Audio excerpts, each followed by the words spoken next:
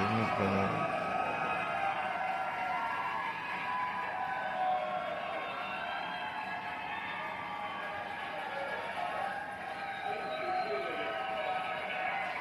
I'm not sure who had a weirder 48 hours, me or the CEO of Tylenol. It's been overwhelming. I've heard from a lot of people over the last 6 days. I've heard from all the people in the world over the last 6 days. Everyone I've ever met has reached out 10 or 11 times. Weird characters from my past are the guy who fired me from my first radio job in Seattle, where we are not airing tonight, by the way. Sorry, Seattle. His name is Larry. In 1989, Larry tried to force me to do a bit called Jokes for Donuts, where people would call in with a joke and I would give them donuts.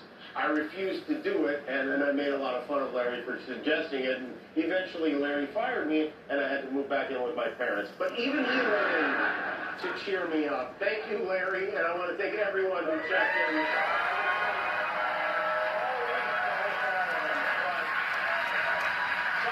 Especially want to mention here are my fellow late-night talk show hosts, my friend Stephen Colbert. Found himself in this predicament. My friends Jon Stewart, Seth Meyers, Jimmy Fallon, John Oliver, Conan O'Brien, Vince Gordon, Arsenio, Kathy, Wanda, Chelsea, even Jay reached out. I heard from late-night hosts in other countries, from Ireland and from Germany. The guy in Germany offered me a job. Can you imagine? This country has become so authoritarian, the Germans are like, come here. My boyhood idols, Howard Stern and David Letterman, were very interesting. I feel honored to be part of a group of people that knows what goes into doing a show like this. And I also want to thank all of you.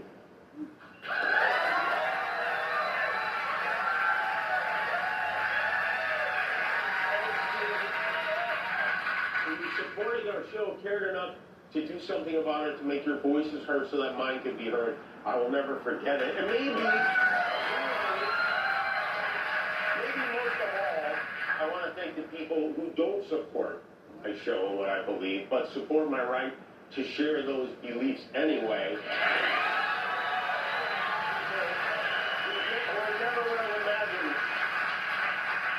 Like Ben Shapiro, Clay Travis, Candace Owens, Mitch McConnell, Rand Paul, even my old pal Ted Cruz, who, believe it or not, said something very beautiful on my behalf. I hate what Jimmy Kimmel said. I am thrilled that he was fired. Oh, wait, no, not that. The other part. But let me tell you, if the government gets in the business of saying, we don't like what you, the media, have said, we're going to ban you from the airwaves if you don't say what we like, that will end up bad for conservatives. I don't think I've ever said this before, but Ted Cruz is right. He's absolutely right. All of it. Really is. I mean, think about it. If Ted Cruz can't speak freely, then he can't cast spells on the Smurfs. Even though I don't agree with many of those people on most subjects, some of the things they say even make me want to throw up. It takes courage for them to speak out against this administration, and they did, and they deserve credit for it. And so tell your followers that our government cannot be allowed to control what we do and do not say on television, and that we have to stand up to it. I've been hearing a lot about what I need to say and do tonight, and the truth is, I don't think what I have to say is going to make much of a difference. If you like me, you like me. If you don't, you don't. I have no illusions about changing anyone's mind. But I do want to make something clear because it's important to me as a human, and that is, you understand that it was never my intention to make light of the murder of a young man. I don't think there's anything funny about it. I posted a message on Instagram on the day he was killed, sending love to his family and asking for compassion, and I meant it. I still do. Nor was it my intention to blame any specific group for the actions of what it was obviously a deeply disturbed individual.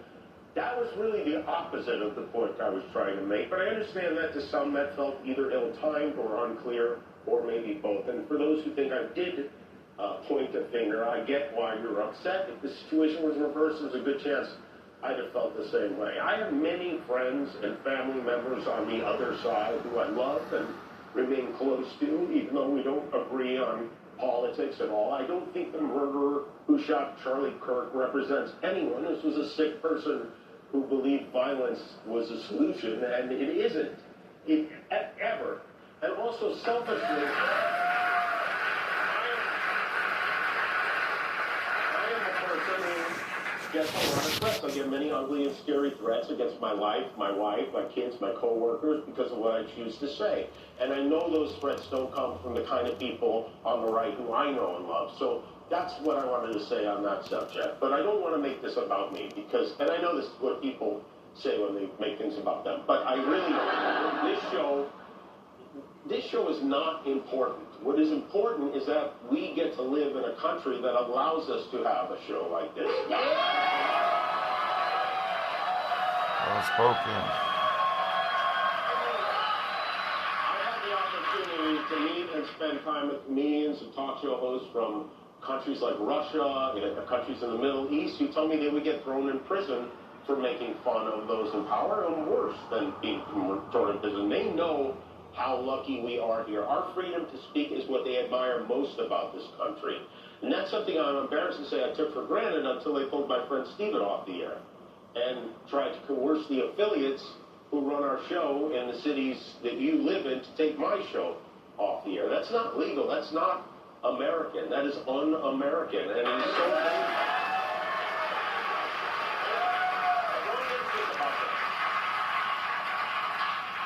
Should the government be allowed to regulate which podcasts the cell phone companies and Wi-Fi providers are allowed to let you download to make sure they serve the public interest? You think that sounds crazy? No. 10 years ago, this sounded crazy.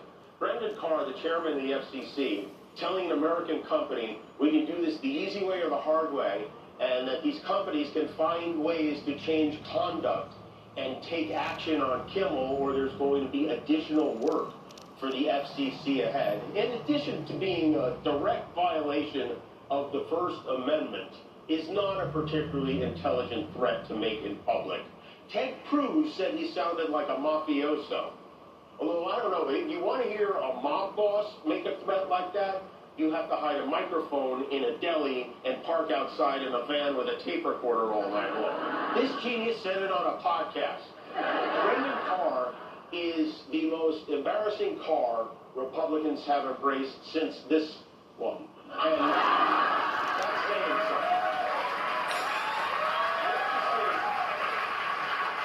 The FCC has a tradition of meddling where they shouldn't under many administrations, but it wasn't always like this. There was an FCC commissioner back in 2022 who worked under Joe Biden who was spot on. He wrote, President Biden is right. Political satire is one of the oldest and most important forms of free speech. It challenges those in power while using humor to draw more people into the discussion. That's why people in influential positions have always targeted it for censorship.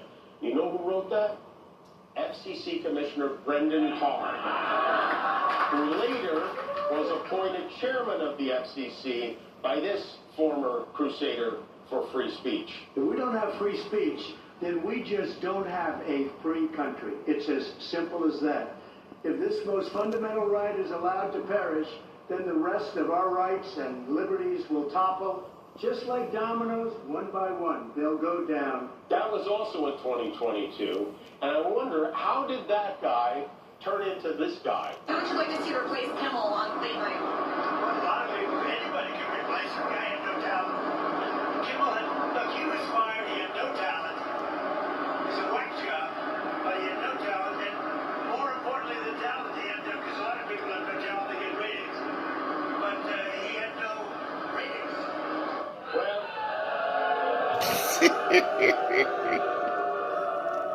I do tonight. You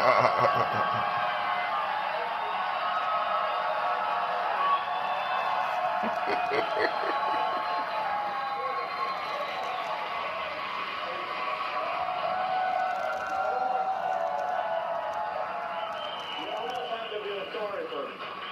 He tried, did his best to cancel me. Instead, he forced millions of people to watch the show. That backfired bigly.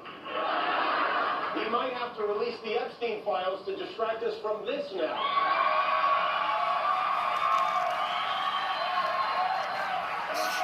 People have been asking me if there are conditions for my return to the air, and there is one. Disney has asked me to read the following statement, and I agreed to do it. Here we go. To reactivate your Disney Plus and Hulu account.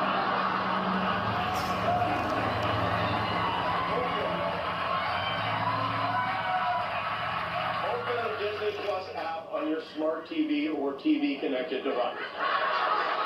I've been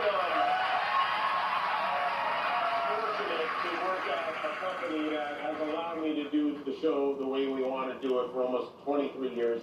I've done almost 4,000 shows on ABC, and over that time, the people who run this network have allowed me to evolve and to stretch the boundaries of what was once traditional for a late-night talk show, even when it made them uncomfortable, which I do a lot. Every night, they've defended my right to poke fun at our leaders and to advocate for subjects that I think are important by allowing me to use their platform, and I'm very grateful for that. With that said, I was not happy when they pulled me off the air on that. I did not agree with that decision, and I told them that, and we had many conversations. I shared my point of view, they shared theirs, we talked it through, and at the end, even though they didn't have to, they really didn't have to, this is a giant company, we have short attention spans, and I am a tiny part of the Disney Corporation. They welcomed me back on the air, and I thank them for that.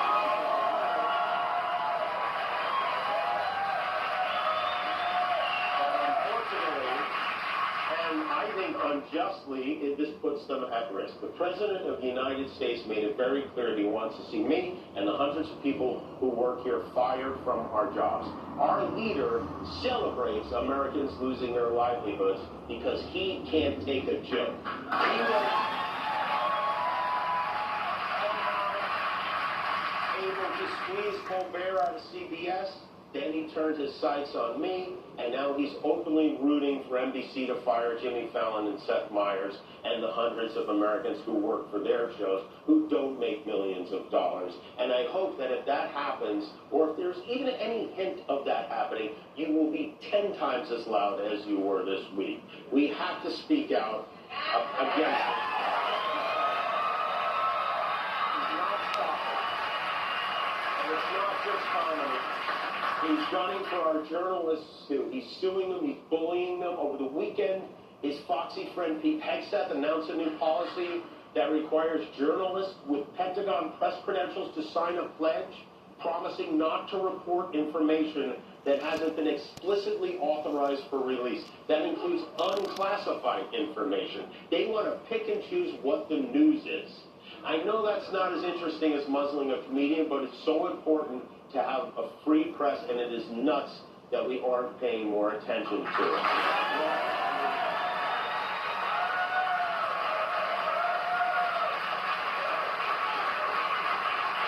Walter Cronkite must be spinning in his grave right now. He's dead, right? Look, I never imagined I would be in a situation like this. I barely paid attention in school. But one thing I did learn from Lenny Bruce and George Carlin and Howard Stern is that a government threat to silence a comedian the president doesn't like is anti-American. That's anti-American. And I'm so glad we have some solidarity on that from the right and the left and from those in the middle like Joe Rogan. Maybe the silver lining from this is we found one thing we can agree on, and maybe we'll even find another one. Maybe we can get a little bit closer together. We do agree on a lot of things. We agree on keeping our children safe from guns, from reproductive rights, from women, Social Security, affordable health care, pediatric cancer research. These are all things that most Americans support. Let's stop letting these politicians tell us what they want and tell them what we want.